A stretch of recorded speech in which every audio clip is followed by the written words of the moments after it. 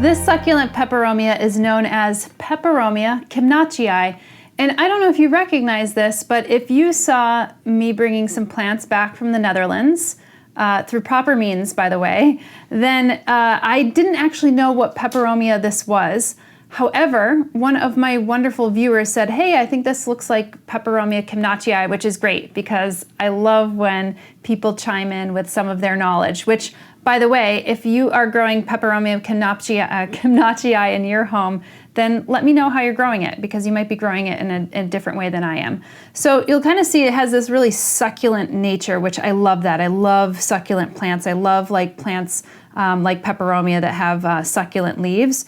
It usually means that they're a little bit more rough and tumble. And this plant is actually native to Bolivia and it grows in more rocky terrain. So on cliffs, on outcrops. And it has, as you can see, this kind of trailing habit. So you can see a smaller cutting right over here and it's starting to reach out and you can see that it's starting to trail. Now these internodes are a little bit longer. Let me see if I could show you in this footage right here.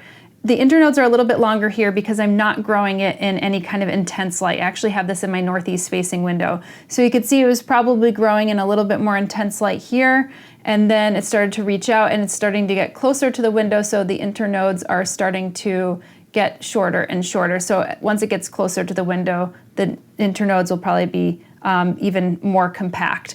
So I would say that this is a plant that probably would enjoy a little bit more higher light than I'm probably giving it. It could probably withstand a little bit more direct or indirect bright light.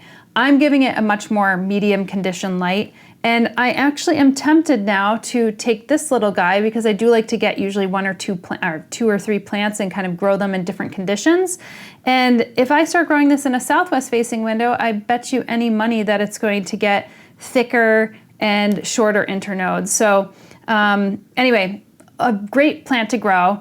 On, let's see, fertilizing, I'm fertilizing it more on a I would say monthly to bi-weekly to monthly basis. So you could go with a regular balanced fertilizer, or if you want, you could go with a little bit more of a succulent fertilizer like a 247 or a 347. See what it actually needs. Again, this plant is so accustomed to probably thriving in a little bit more of harsher terrains and harsher conditions. So even if you go without fertilizing it for a year, I'm sure it's probably not going to harm the plant at all. As far as what I'm growing it in, you could see that this is a little bit more of a perlite kind of barky mixture. But again, this is a plant that's probably growing in between rocky crags, so it's used to having a little bit more of that kind of like high, well-draining mix. You could see these leaves are like super succulent, so you don't have to be watering this plant, all that often because it's keeping that water in its leaves and also these stems. So those are like the storage units of this plant. What else can I say? I mean, honestly, a really easy plant to grow, but one that is not easy to find. Again, I got this in the Netherlands. You could find a few growers in the United States who are growing these, but it's not a common plant. But I don't know why it's not a common plant because it's super easy to grow. And I have not started this by leaf cuttings, but I think that this would probably be a plant that grows very easily if you are growing it by stem cuttings. That would be my guess. Anyway, if you have more thoughts about this plant, feel free to chime in the comments below. Otherwise, Peperomia kimnachii.